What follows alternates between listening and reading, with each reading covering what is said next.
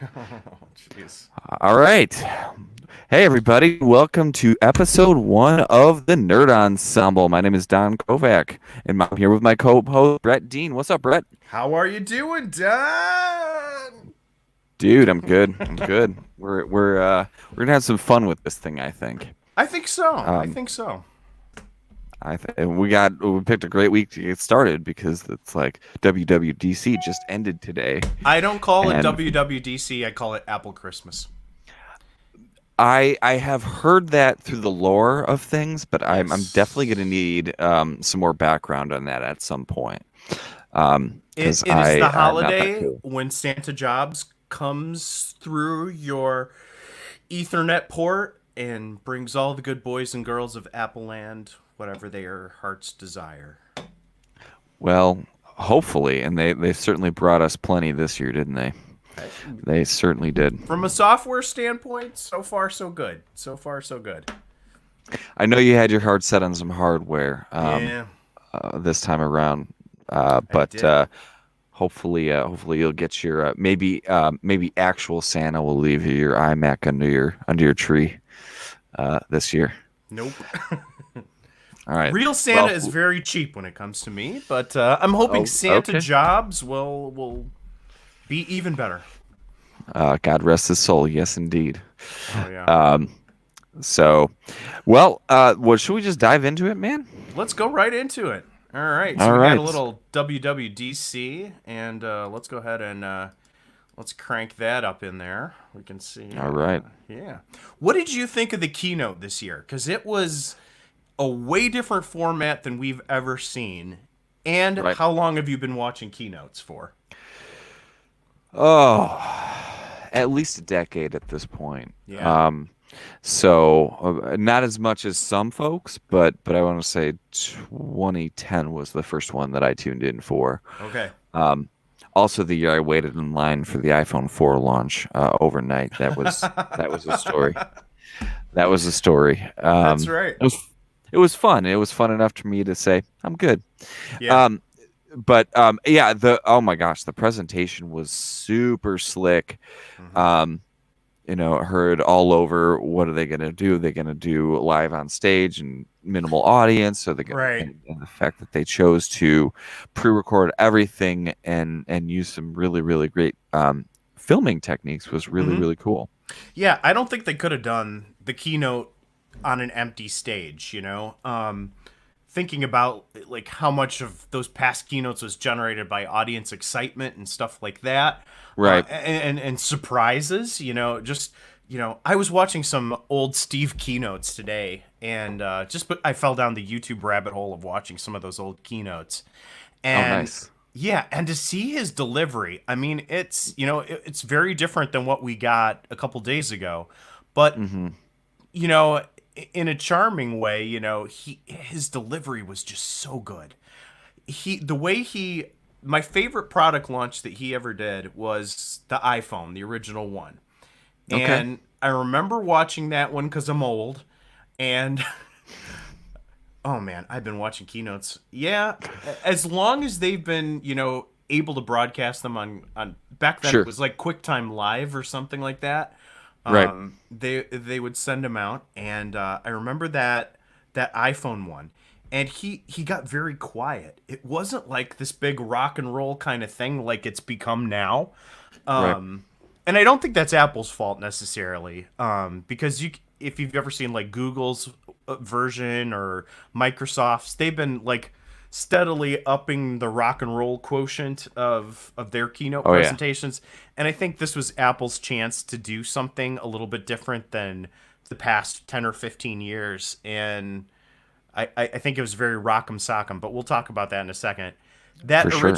That original iPhone launch, Steve got very quiet, and then he said, I've been waiting to bring this to you for the last couple of years, and today we finally get to bring you just a massive product launch. And then, Hmm. in this very calm voice, he says, like, you know, um, most companies don't get to revolutionize the world once. We've had three revolutionary product launches in the past, and he talks about the Mac and what were the other ones from back then, like The iPod. the iPod, and I can't remember and the other one, I think but maybe maybe one of the like original Apples, yeah, Apple One or Apple Two. yeah.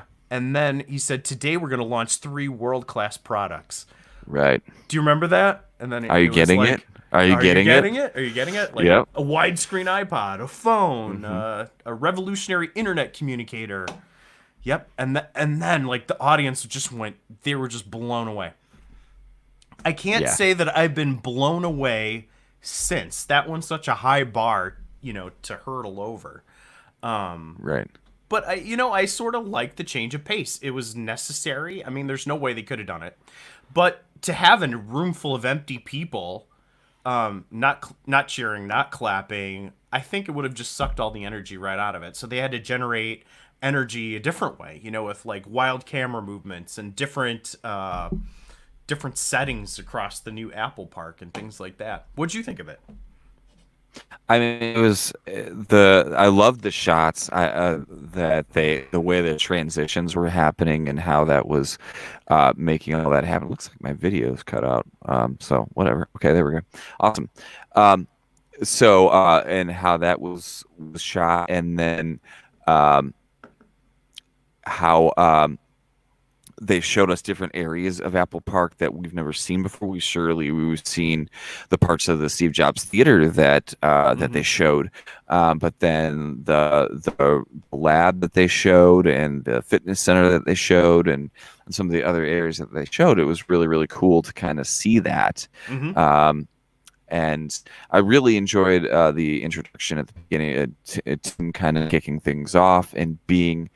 Um, in on stage, but then the camera pans around and you're seeing Mm-hmm. the empty audience and just Tim talking. A really powerful statement set up in a way to Yeah. really add some more gravitas to it. But I like that it was fast without the kind of people coming upstage, leaving off stage, and all that stuff. That part of it really Yeah. made it move for me. Even the transitions were kind of like, oh, where are we going next, kind of a thing. Mm-hmm. Mm-hmm. Whereas it's like, okay, we can watch somebody walk up and down the stairs or across the stage all day long, and that's cool. But this definitely, Yeah, and just by I can see design, a great appeal. Hmm. yeah, by design They it could spent be their time. perfect. Yeah, it could be perfect. You're right. They spent their time on it. I mean, it's always it's like watching a NASCAR race. Not that I watch a lot of NASCAR, but Right. in that, like, some people are hoping for a horrible collision or something. Everybody's waiting for the blue screen of death when they get out. When they're watching a keynote, it's like, is that Oh, thing right. gonna crash? It happens with Microsoft ones all the time, apparently. But I think I've only ever seen one or maybe two Apple keynotes ever. And we're talking about 3 per year, going back 15 years or so, Right. where some brand new thing crashed so bad they couldn't continue the that presentation, and Steve or Tim had to move on really fast. Yeah, I remember the one where Jobs came out and was like, "All right, turn all your computers off. Yeah. We're not Yeah. getting a good Wi-Fi signal. We need network access to get our Oh turn man. off your computers, turn off your phones, turn everything off, so we Yeah. can keep like Was that when that's they were really doing it at that big expo center in San Francisco? That wasn't an Apple. Moscone. Yeah. I think yeah, I think it was probably at Moscone. Yeah, I a have lot of to them were there. I have to believe things like that led them to want to do it on their own campus. And when they Hmm. enlarged the campus, to make a theater for these kind of things, because they can control the Wi-Fi in an Apple Park, and they probably have got bandwidth out the wazoo, doing it from their own place. But I mean, in the Moscone Center or whatever, I don't know if I'm pronouncing it right. Yeah, that's it. There's no guarantee, even if they bring in extra gear, that the walls aren't going to block something, or the construction of the building or whatever. Right. So That's they set it up exactly how they wanted it, and they can mhm, control everything. Apple control everything, but it works. mhm. Yeah, for And sure. so yeah, but yeah, so that part was really cool. and the keynote doesn't have to try really hard to keep me interested, but it was really really neat to see that done that way. And I did watch the State of the Union um, later on that day too, to get a sense of what that's like too. I didn't catch any of that. It was, What was that like? it was a similar idea, Mm-hmm. fewer presenters than the opening keynote, Mm-hmm. but in terms of in what I felt like a little less showy with the transitions, like they weren't moving Mm-hmm. locations as much, Yeah. but they had a variety of different presenters, and Okay. talk about nerdiness. That's where you're starting before you're starting to get into sessions. You're getting the Mm-hmm. nerdiness there. So um, but so yeah, so let's get into the meat of it a little bit here. All right. With it, and so first up on the show was iOS 14, which was sort of surprising at first. I remember they started with watchOS or tvOS in the past, Mm-hmm. but starting with iOS really kind of was a different take on getting going. I could not believe they started with iOS. I was Yeah, shocked. I knew either the thing for the Mac, like that almost right there. The fact that they started with iOS almost confirmed that the Mac transition that we'll talk about in a few minutes was going to happen.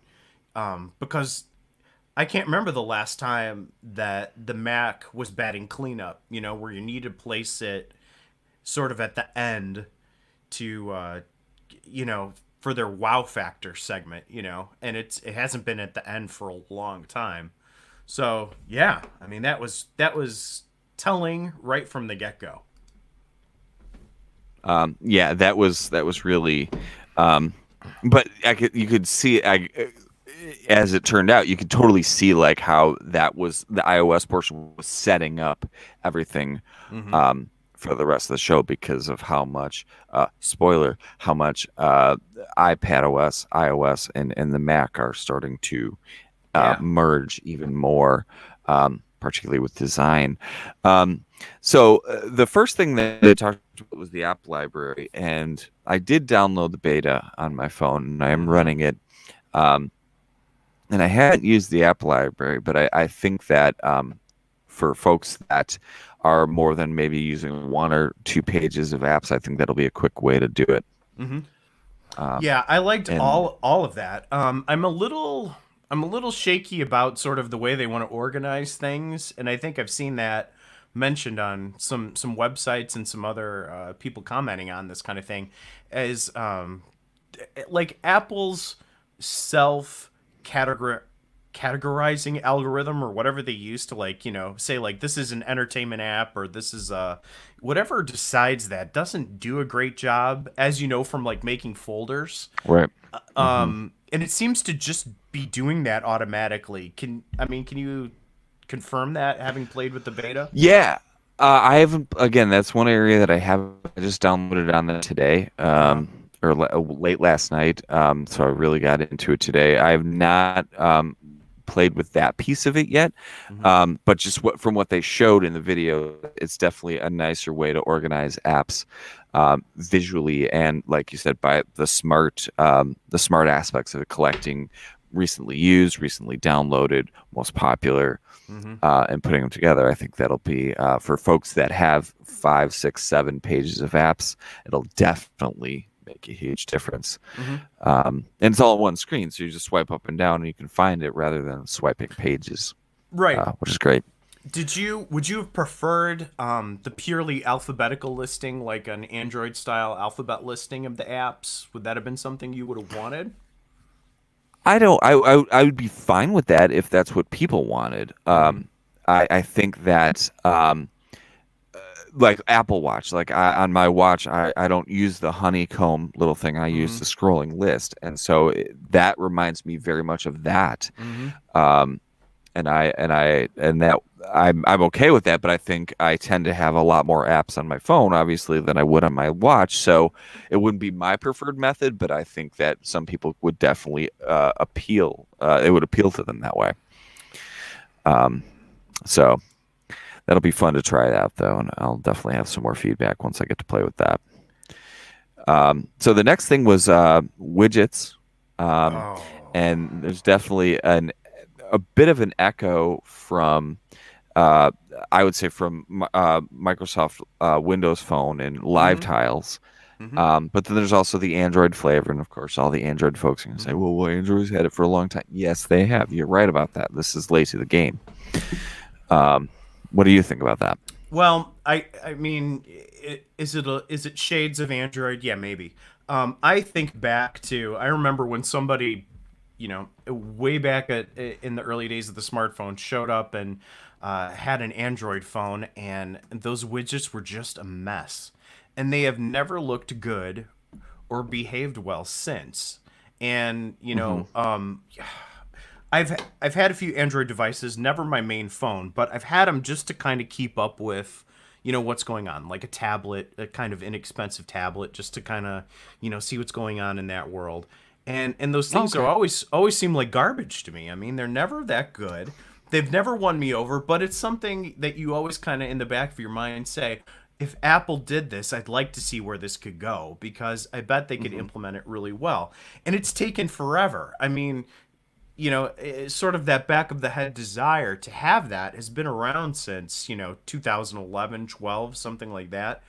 But now they've finally gotten around to doing it and it looks great. I mean, these multiple Yeah. sizes, that looks cool.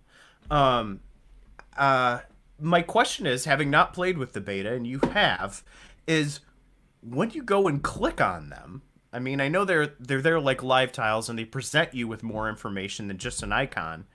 But if you click on them, are they launching apps? Are they like, do they have built-in Yeah. app launcher So stuff? Okay. I can demonstrate that right here. So here I've brought my battery widget on here, and I've brought Yeah. my weather widget. So now everybody can see where I live, but that's okay.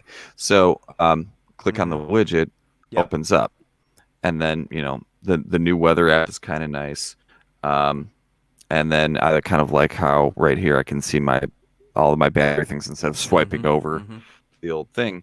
And then of course, if I go over here to what was the start screen, Mm-hmm. same kind of thing you can get, and they update more quickly, which is kind of nice too, and I appreciate that. Um, so same thing with maps. You can just click into maps, and it'll Okay. show you where that is. So I'm a that little part really surprised cool. with that weather app that they haven't done. They haven't made any use out of their dark sky acquisition recently. They did. They totally Oh. did. They totally did. So when you click on it here, you're Mm-hmm. actually, um, so at the top, you've got where is it? It was just so right here. So you've got the hourly, and then it will show you. Normally, it will show you a upcoming forecast right there, just like dark sky, Mm-hmm. or it would show you like next hour, Oh and, yeah, and if yeah, there's yeah. precipitation, that same graph. Okay. Um, I don't know why it's not there now, other than the fact that it's not raining at the moment. But yeah, that definitely is nice in that sense. Um, so yeah, the one thing that I've heard, and I never used this, but for folks that use widgets to launch things Mm-hmm. like shortcuts or things like that, that will no longer be supported. So when you're clicking on the widget, it's going to take you to the app instead of Mm-hmm. it being like a true like widget. You click on it, and if you have some sort of automation that you want to Right. run, it won't run Mm-hmm. from there. So that to me is a little bit of a step back. I hopefully they end up bringing Mm-hmm. that back over time. But yeah, I think it's really cool, and I think it's going to be the home screen has been begging for that for so long, and it'll be good to have that. What are the widgets that you've got going now? You said the battery one, and what else have you got? Just those two, just Okay. and and the weather one for Mm-hmm. now. Um, because I it only ran a couple in the first place. I suppose I could put calendar on there too. That is Mm-hmm. on the swipe left screen for me. So yeah, it will just go right to calendar. Mm-hmm. Hopefully, as I don't like to use the Apple Calendar. I use Fantastical as my preferred calendar app. So hopefully over time, that I'll be able to add that from when the Yeah, maybe APIs are that's a out. good transition into the default app stuff. So far, Need one. at least with the beta, I know Federighi has said that it's just mail and just the web browser, right? That's all that Hmm. Apple is currently allowing. But in some of these recent interviews, he's kind of alluded to the fact that if they get more input over the beta process, that maybe before release or maybe in a future release, after they get this first one out, that they might be open to more third-party apps being your primary app for something. I would be all for that because I would. If we're talking things like calendar apps or to do list apps, those kinds of things. Seem to me to be the next step Mm. is those two areas. But you got to start somewhere, and they've obviously chosen probably like he said in that interview, like these are probably the two most requested ones. So let's start there. Mm-hmm. Of course, along with that, there's sort of the brewing antitrust um, litigation against them, or at least investigations against them for being too locked down. There's Yeah. a motivation for that. But at least they're Well, starting somewhere, yeah. Now that you bring that up, my cynical brain right? gets fired up and makes me wonder that maybe they don't even want to do it at all. I mean, if Apple had its druthers, maybe they just wouldn't want to let any of those become primary apps, default apps. And maybe Right. it's this EU thing where they're, really putting Yep. them under the microscope for antitrust, that they're saying, well, I don't know, what could we get away with? Okay, it won't change the user experience too much if they're using a different web browser. It won't change the user experience too much if they're using a different mail app. It, Right. I've always been a default apps guy. I'll be totally honest. I'm not a big Interesting. yeah, Interesting. yeah. I probably don't come off that way, but yeah, I've always just been, whatever Apple feels is going to run best on their machines, I'm going to go ahead and just trust that, and hope that there are enough features and things baked in that that'll suffice for me. And so far, it always has. In fact, I don't like going too far out of their ecosystem, because then I start getting concerns like, well, not everything's going to sync correctly. And I like having mail and the calendar and, everything just sync up between the system. And I kind of feel like that's one of the reasons you'd want to be in the walled garden, why you'd want to be in Apple's walled gardens. So, you know, I mean, do you feel like you lose out on any of that by using a third party app for your calendar or Not particularly, no. Um, I I can't think of any particular times where it's like, oh, I want to, venture out from a default app, and then it's like, I guess Safari.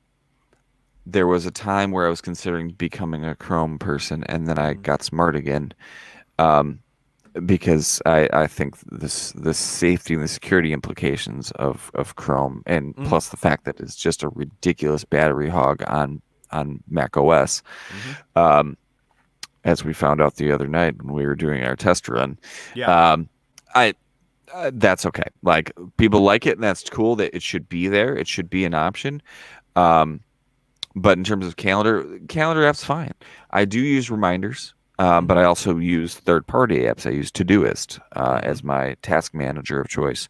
Okay. Um, so yeah, particularly like when I'm dictating to Siri a reminder, I will use reminders. Mm-hmm. Getting Todoist to work that way has definitely been a bit of a stumbling block.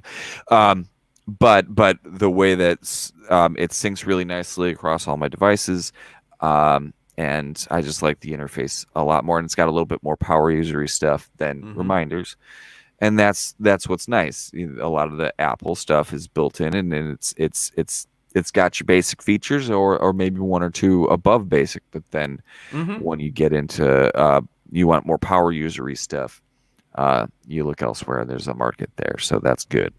Yeah, now it used to be on the iPhone, and I don't know if this is still true, that like all web browsers had to be WebKit based. So I mean, in the way they render things and in the way the web is presented, they're not going to venture too far away from Safari anyway.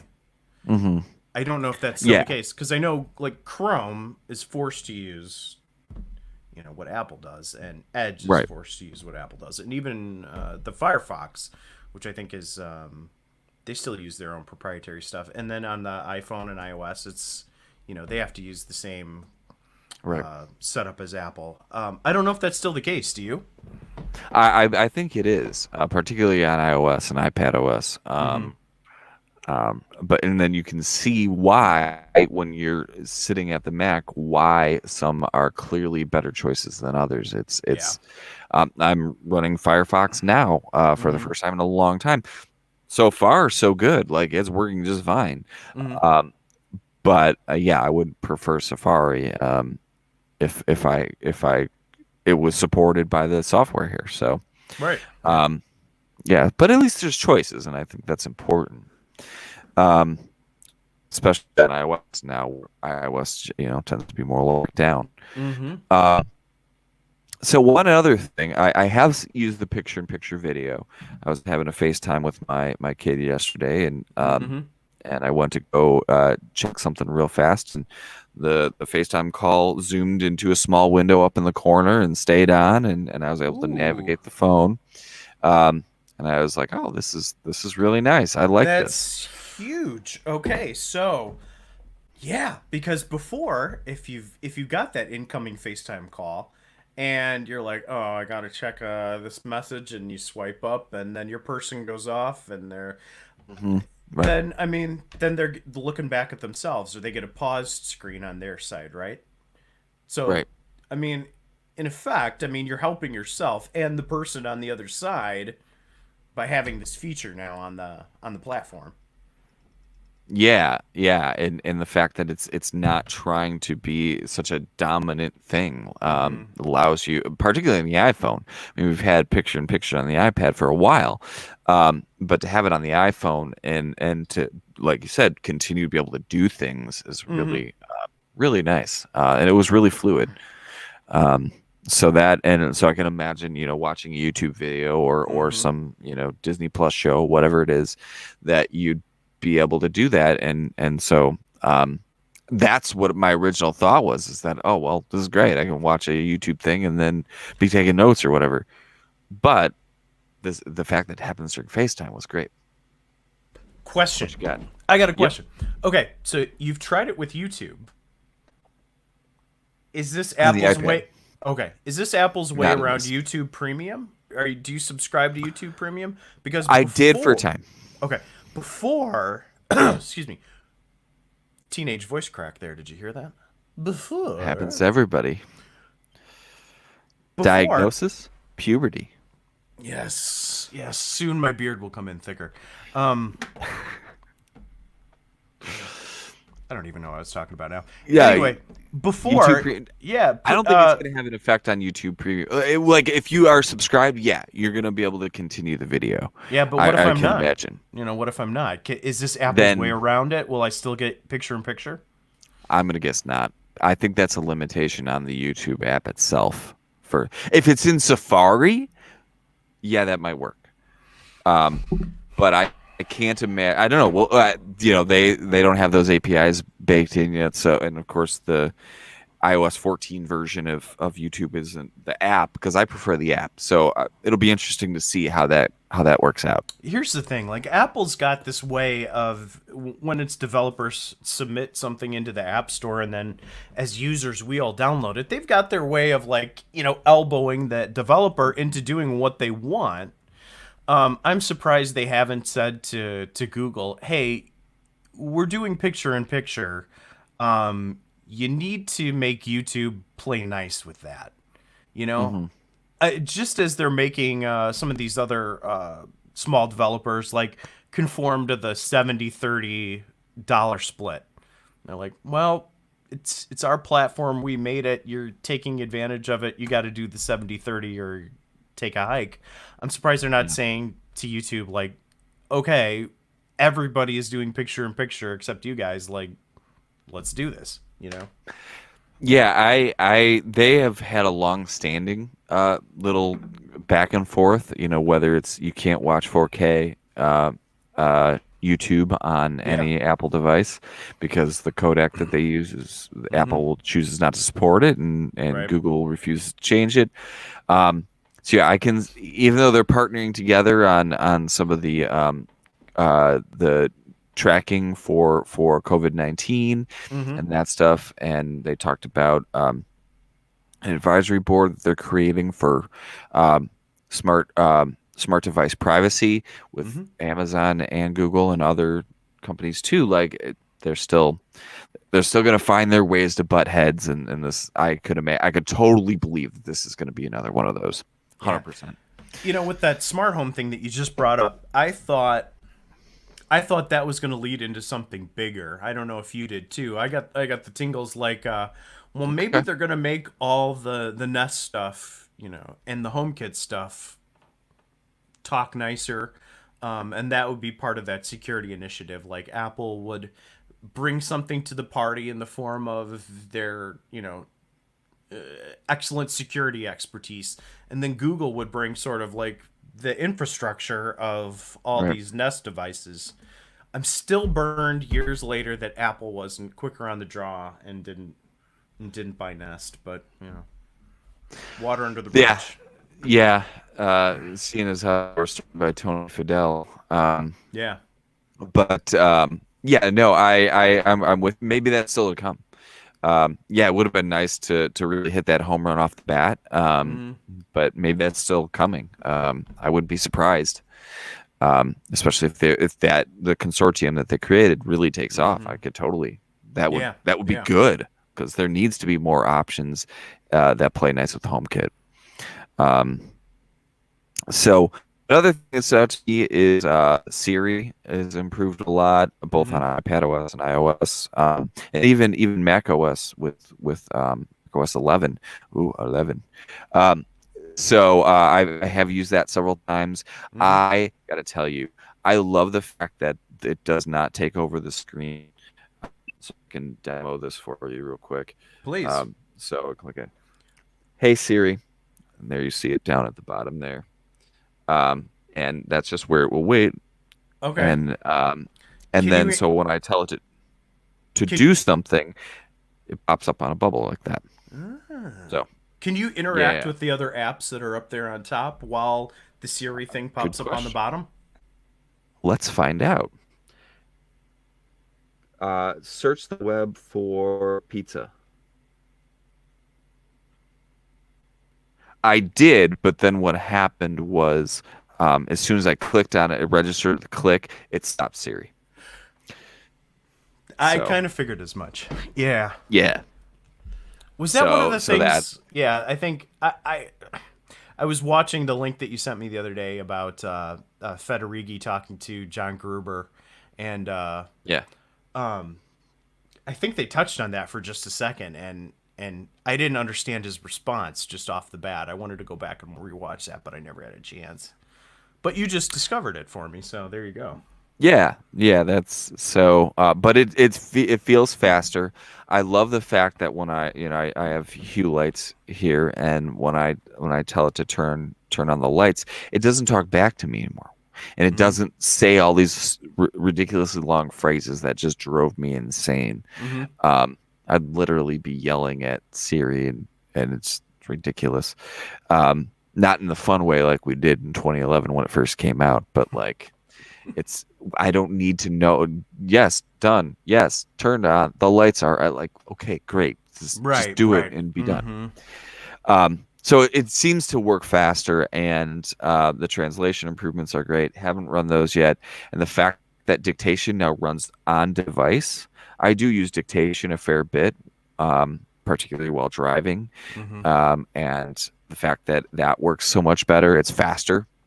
Thumbs up on that. Good. Um, so yeah, so looking at the rest of iOS 14, is there anything that stands out to you that we should You, cover, or we'll you move know, on? messages. I've never, when they announce an improvement for messages, I'm always surprised because I always think messages is at the place it needs to be. And every time it gets better, it's just one of those things where I feel like, okay, I didn't know I needed that. You know, a thousand new pink memoji. Like Uh-huh. I did not know that I needed that, but I'm glad it's there. For somebody. Um, yeah, and just some of those things. I mean, I think it's great. I don't have tons to say about that because, like I said, I've just always felt it's one of their most solid things. It's fine. It's good. I don't know what else you do to it to really revolutionize it. The pinning is kind of cool. I have to say that where you can pin a conversation to the Mm-hmm. top is kind of cool. I like that. Just one? I haven't. No, Can you you can pin a pin multiple. couple? Okay, good. Yeah, you can pin multiple up there, and depending on who it has, it will show your Mm-hmm. the pictures of the folks. Like the chat for my band, it shows everybody's name in a little circle, and if Mm-hmm. in that conversation at the top, it'll show whatever pictures in a nice little circle Mm-hmm. arrangement, which is cool. Um, then inline replies, I haven't experienced that yet, but I imagine that could be really cool for group chats. Mm-hmm. And so yeah, so it's like a lot of little things. Oh, in emoji search.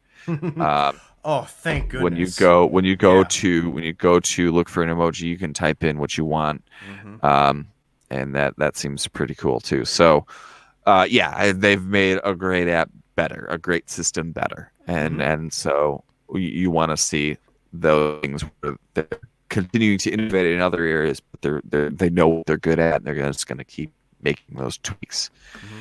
Um, the other big thing that stands out to me is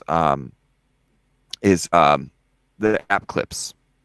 I'm really do you remember the app clips Yep. piece? Yep. Yeah. So I'm kind of curious because there's lots of times where I'm like going to pay for parking to get on the train, go to the city, and it's Yeah. like, oh, I need to have that downloaded in advance, which is fine, saves time that way. But like, suppose I was on a trip somewhere and I didn't even know what to use. We remember travel. Um, so so that part of it I think is going to be really really cool. Question. Uh, Hmm. are those app clips fired up just by placing it by NFC, or do you have to scan that little uh, Apple The code that code, you? yeah, Yeah, you yeah. do have to do the QR code. I feel like it's going to be both. I That's a great question. That's something we should Mm-hmm. follow up with. I feel like there's more than and there. I feel like there's even a third option Here's with it my too. here's my thing with it. I love the idea of the app clips on their own. The thing about the QR code puts up my spidey senses because I'm only going to ever use this stuff that they come out with. And, I bet a lot of people feel this way. I bet you feel this way. I'm only ever going to use this stuff if it replaces something and does it better, or it makes it Hmm. faster, or something like that. I'm not going to change my workflow if I just have to do something differently. So if it's easier for me to pull out my debit card and just go swipe into the parking meter, then I'll do that. If it's going to be faster for me to tap my phone or my watch up to it, then I'll do that.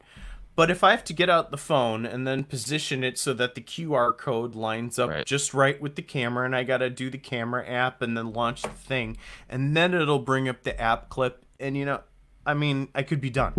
So Yeah. the speed at which this all takes place is, I think, dependent upon, or the success of this is dependent upon that.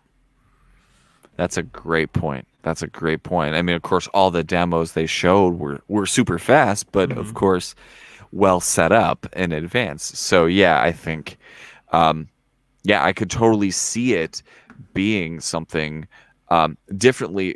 Where Apple Pay had similar barriers when it came out. Mm-hmm. Um, where do you go? Where can you use it? And I Mm-hmm. mean, gosh, 6 years in, I still can't pay for my gas that way, and I Yeah. enough, and that would be great. So, yeah, I think I agree with you. That's going to be the friction. So if it works when it works, great. Mm-hmm. But if you can't use it anywhere, then that's going to slow it down. Yep. That and speed, Um, I think, will determine whether or not that takes off. 100%, man. On the list Um, here, there's one more thing I want to throw at you here. In CarPlay, okay. okay? Okay. Wallpaper options. Apple is the only company left that gets excited about wallpaper and translucency. Do you ever notice that? Yep. I mean, Yep. every time it's like, Yep. did you see the translucent?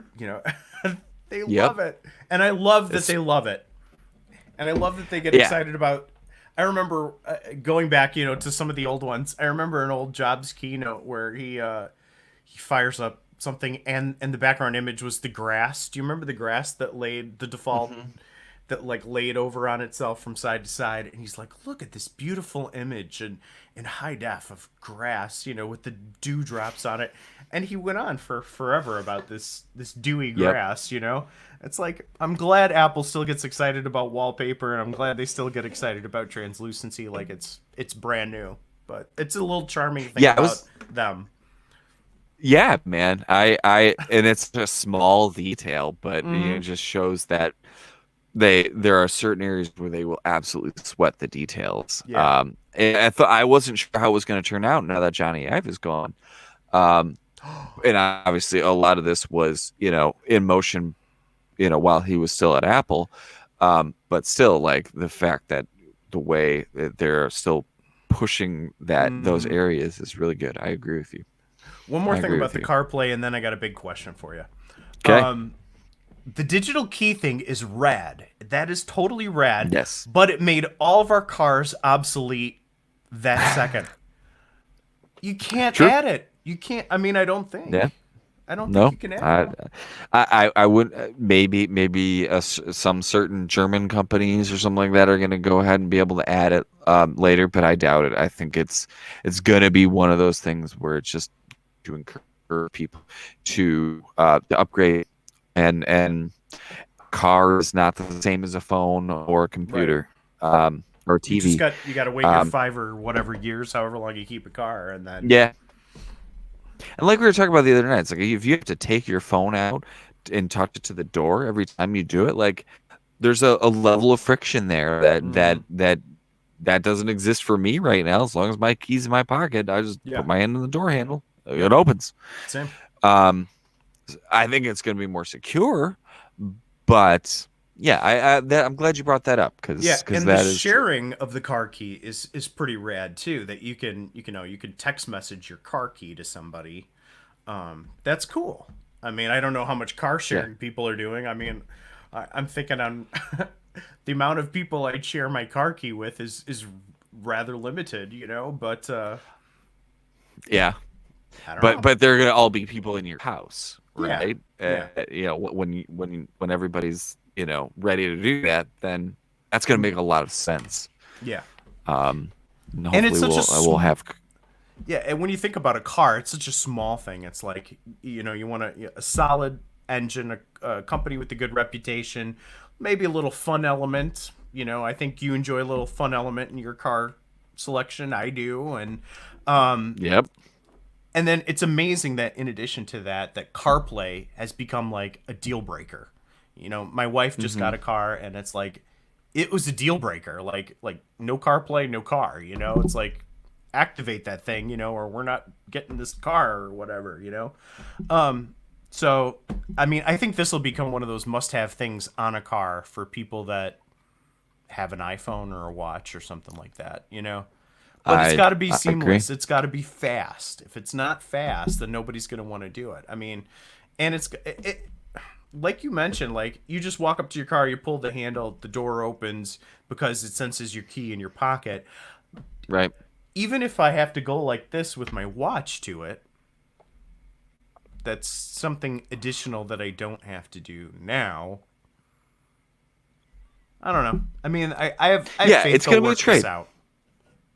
You're right. It's gonna be a trade-off. I mean, it's gonna be more secure than just traditional NFC. We're filing this all under first world problems, everybody. Oh So yes, sorry about that. Sorry about that. Yes, that's the but disclaimer. That's the disclaimer. We should have at the top of the show, but yeah, that's okay. We'll remember that for next time. that's okay. Yeah. So, yeah. I mean, there's a lot of really good stuff, I'd say, and certainly a lot of everything we've talked about. with the possible exception of the digital key and the CarPlay aspect of things, carries over to iPad. I know I'm probably a little bit bigger iPad user than you, um, which is okay. But the widgets are there. The sidebar got bigger, and you can swipe it left, right to do that. Drop back style drop down menus. So some interface tweaks that I was not expecting. That make it feel more Mac like. Yeah. And to me, and I don't know about you, did any of that stuff stand out to you before I could get to my big thing? No, I want you to say whatever your big thing is, because like you just mentioned, like my workflow is not an iPad workflow. Like I mean, I've got it narrowed down to, although I do have an iPad and I use it daily, but sort of different things, have evolved to different places in my life, and maybe on some future episode we'll talk about that. But it's like that would be a great thing to talk about. Yeah, I go straight from it's either phone or Mac, and the iPad is reserved just for like catching up on some reading and doing some article searches and stuff like that right as I'm going to bed. I used to, before we had iPads, I used to be the guy that like had a MacBook right next to him on the nightstand, and I just like lay over, scrolling through things, reading, and then I broke a screen or two, from knocking it over in the middle of the night. But yeah. Even killed a hard drive that way, knocking it off the nightstand. Back when they put spinning hard drives in laptops. Oh, I hope the next iMac kills those, but that's a conversation for another time. No kidding. Yeah, so that to me, the perfect device for exactly what you describe is the iPad Mini. But that's a whole nother show idea too. We'll have to file these into the ideas. Yep. So yeah, that makes sense. I think using the iPad that way is what most people do. Or at least a good majority of people do. But so to see the interplay between Mac OS and iOS, or iPad OS, excuse me, is really interesting. For me, the big guy is the pencil and the scribble function. Now, I have been a little bit too scared to go ahead and install it on my big iPad. I do have the iPad OS beta running on my smaller iPad. Don't have a pencil for that, so I haven't gotten a demo of that. But the handwriting support is better. Handwriting the text is better, and the scribble, just start writing in a text field, and it will translate in real time, both Chinese and English. Plus, you can scratch out to delete. I mean, is that it just to me, Chinese and English right now? Yes, just Chinese and English for now. So okay, I'm assuming more languages will be support, just like the Translate app that's new, built in iOS 14. I think more things will be done over time, but they had to start somewhere. I heard this was mentioned as the Newton function. Totally reminded me of the Newton. Yeah. So I'm as soon as I feel good enough about installing it on the big guy, I will revert back. But yeah, that to me is really, really cool. So those are the things that stood out to me. The only other thing that's a little weird is that the widgets, you can't drag them into the app area. They still live in the Today view on the side. So that is one sort of small complaint. I had questions about that. Yeah. Yeah. So I did try that on my 9.7-inch iPad here, and it they just live there. Okay. And Federighi talked about that in another show that I was listening to that he was on. He just talked about how that's where iPad users are used to having it. We've got room for it. If it ain't broke, don't fix it, basically. I don't know. I wonder if they'll get some feedback on that. I mean, it may be stuck for iOS 14 or iPad OS 14. for that to be the case. But I wonder. I bet you 15 rolls around and they have some second thoughts about that, because I think I get where the two are diverging. iOS and iPadOS are diverging, but at the same point, part of their appeal is the consistency factor. What I can Hmm. do on my phone, I don't have to think about. I can just go do over on the iPad, and it works exactly the same way. And that's part of that Hmm. lock-in. If you make them too different, if they diverge too much, then somebody may have this other thought, that Apple's not going to want. It's like, well, they're already pretty different. Why don't I just get an Android phone and I'll keep my iPad? I mean, that seamlessness is very attractive. So I hope Sure. they don't goof that up. I don't know Uh, necessarily what that means, but I hope they don't. yeah, no, I think that'll be interesting to see long term how that turns Mm-hmm. out. Um, and if it keeps going, like you're saying, like if they Mm-hmm. keep continuing to diverge too much, then that might bring back some feedback to them that they Mm-hmm. might not prefer. So yeah, I think it's a solid update. Those are the things that speak to me the most. Mm-hmm. There's other things too, but those are the things that speak to me the most. And certainly, I think if the beta is this rock solid, then I'm gonna take the plunge before long. Yeah. Before we go Um, on, Don, can yeah, let me throw this out there. We've got about 10 or 15 minutes left. I see we've had some yeah. viewers pop in and pop out. I don't know if can you see our viewer count there? You don't have to read it out loud, but can you see it? I cannot see it. Okay, you don't. I'm Okay, not. Yeah, so you I'll can leave share it you in with me later. suspense. I'll leave you in You can suspense. share it with me later. That'll be fine. But I've seen some people That's tuning in and cool. tuning out. A couple things. Obviously, we're brand new at this. We're just starting out. We don't know how frequent it'll be. So if you want to give us some feedback, if you've got episode ideas, we've got episode ideas. But what would really help us in the short term is like and subscribe to our YouTube channel. It's brand new. As you come across it, maybe you're seeing it tonight live, maybe you're gonna catch it sometime in the future. Like and subscribe and share it. I mean, we can only get it out there so much, but sharing it, especially socially, can help that kind of spread, and that's how these shows kind of take off and grow and get better. Um, is through those means. You got any thoughts on that, real quick, before we? Yeah, I thank you all for tuning in and stopping by, and certainly as we get our feet under us more, we'll be able to really put on some different content for you. But yeah, please, if you like what you have, give us some feedback, and definitely don't hesitate to share. I Mhm. agree wholeheartedly on that. So, all right, yeah, I agree with you. So we're gonna skip down. Certainly, Watch OS 7 was next. Mhm. And I kind of snoozed I through this part because nothing. I mean, I don't wear it to bed. I don't have a second new enough watch that I can make that happen. oh yeah, I do. Okay. So the sleep tracking, I've been sleep tracking for years using third party apps. So I am. You never should install watch OS betas unless you're willing to possibly lose your watch Mm-hmm. if it doesn't go right. But I definitely want to check that out and see how Apple's implementation differs from other folks. And the way that they're continuing to expand on faces and have multiple complications from the same app, I think is going to be really cool. What was the logic on having no third-party faces?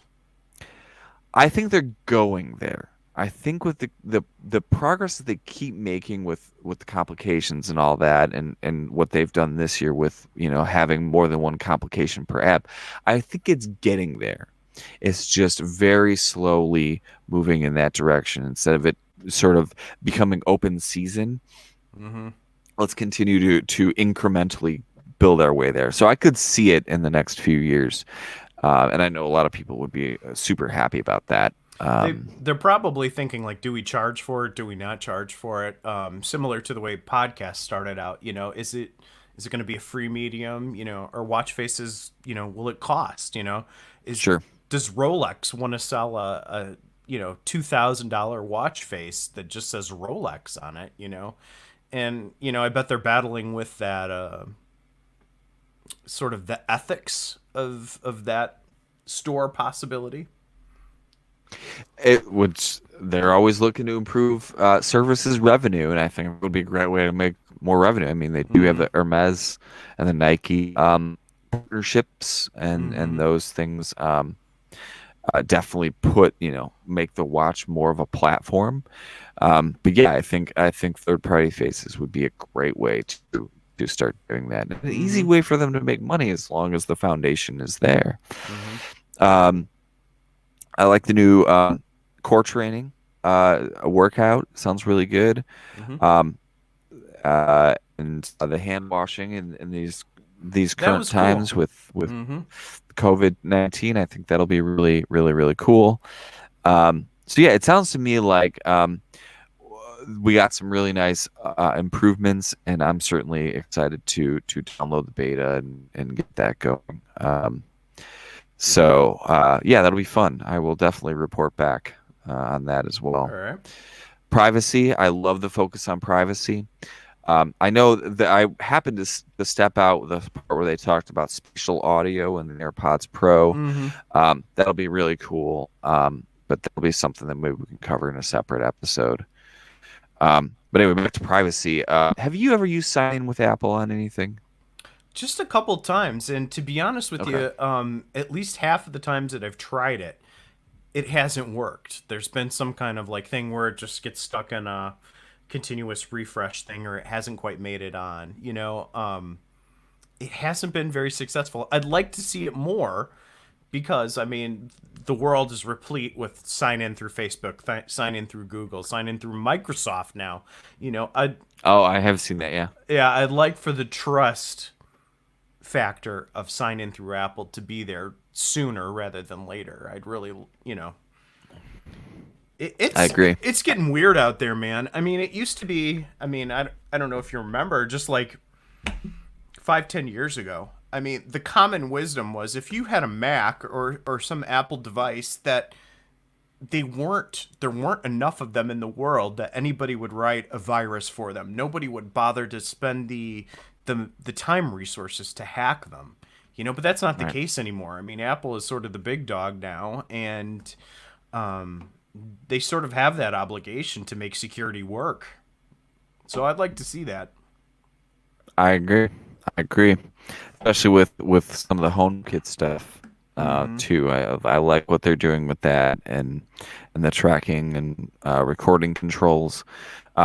We could spend a whole episode on this because there's a lot to go There's a through. lot there. Have you seen that report recently that just somebody that installed the beta noticed that a website was Yep. using copy and paste and just It taking was stuff off their. TikTok. Oh man!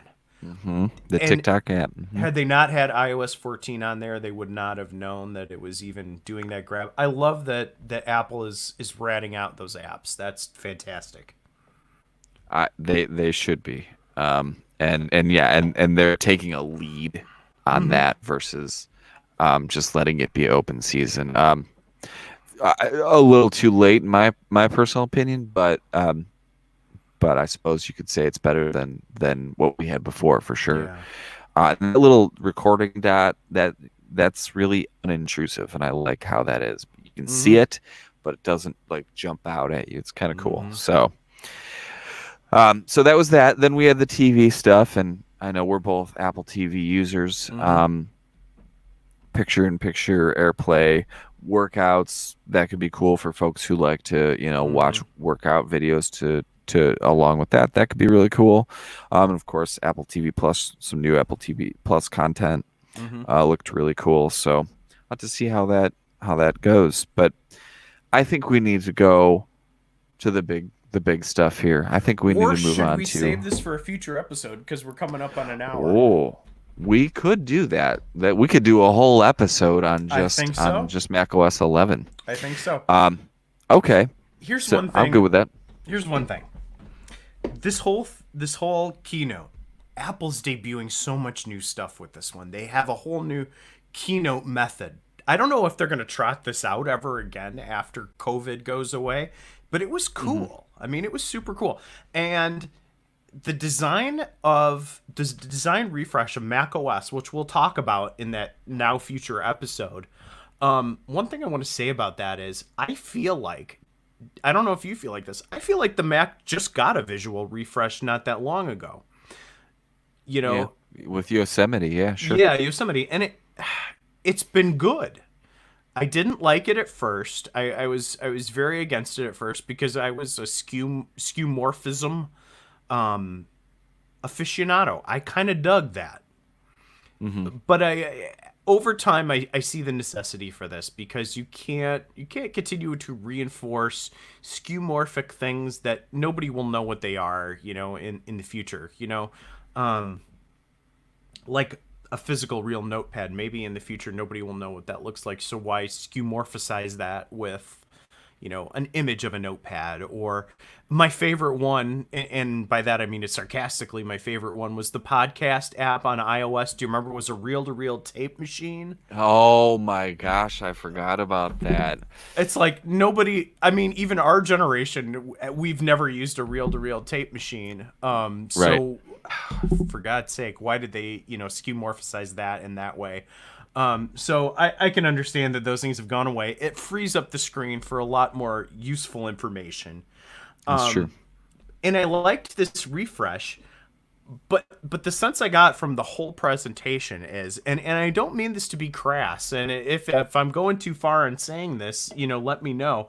But it feels like, Johnny Ives' absence is noticeable in a good Mm. way, and it Okay. feels like this keynote was like, well, I think it's the first big one since he's been gone, right?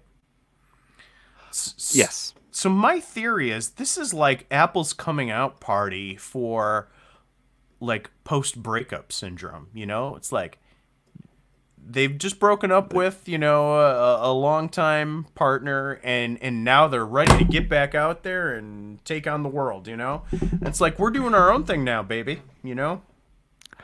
That's an It had that interesting feel. take there. Yeah, I mean, Alan Dye certainly worked under Johnny Mm-hmm. and for a long time, and so I know I had to be very collaborative here. But there are some interesting things that they've done here to make that happen. So Mm-hmm. can't wait to break that down with you. And I think what would be great is if we talk about it when we've both installed the Mac OS beta, so we can Mm. kind of play with it. Um, I'm digging just to, that so idea. we can really get a feel for it on Yeah, here. So sounds good. um, that sounds great to me, man. Well, I'll say this again, everybody. Thank you so much for tuning in to episode 1 of the Nerd Ensemble, and of course, we'll explain the title for episode 1 in a future episode because there's a tie-in there, and it's a really clever joke. It is, So and it would thanks, be everybody. more of an ensemble if you joined in our chat, and the ensemble can always get bigger. We That's gotta right, man. we gotta work in a way to have more guests too. I haven't even explored that feature yet. I bet we We can do will. it. Okay. There's so many things we can do. It's just it's going to be great. So, Yeah. so I think that about does it, man. Thanks so much, everybody, for tuning in. Brett, man, you have a great night and take care. You And we'll too, see you Don. all real soon. Let's All get right. nerdy next time. Getting nerdy. We'll workshop that a little bit. Bye, everybody. All right, peace out, guys.